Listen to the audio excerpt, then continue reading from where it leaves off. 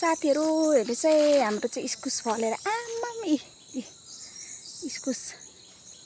कस्तो दामी फलिरहेको छ इस्कुस हेर्नुस् है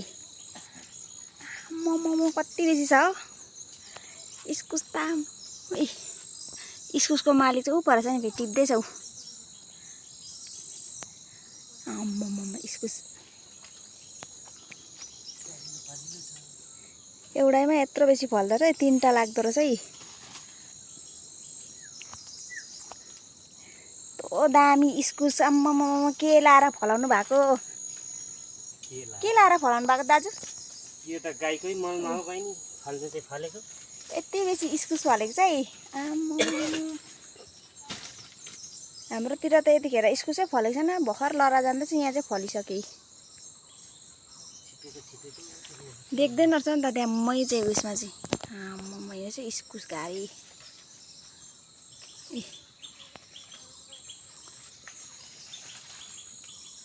यत्रो बेसी इस्कुस छ कसलाई चाहियो भन्नुहोस् है यहाँ सेल लागिरहेछ इस्कुसको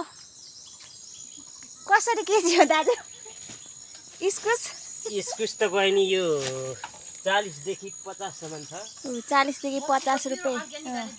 केजी सम्म छ अरे 40 रुपैयाँ 50 रुपैयाँ केजी अरे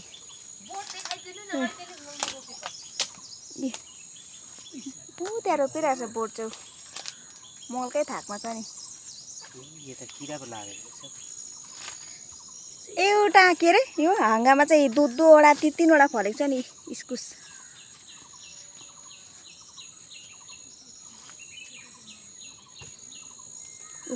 हामी इस्कुस किन्नु आएको है हामी इस्कुस किन्न आएको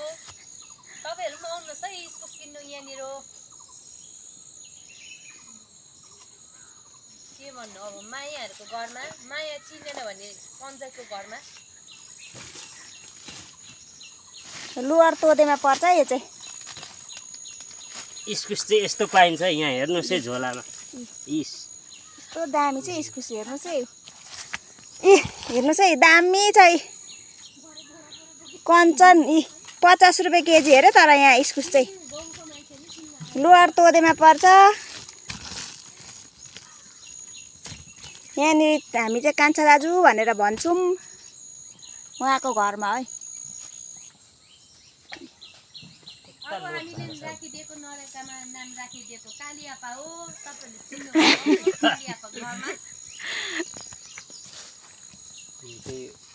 किरा लागेको छ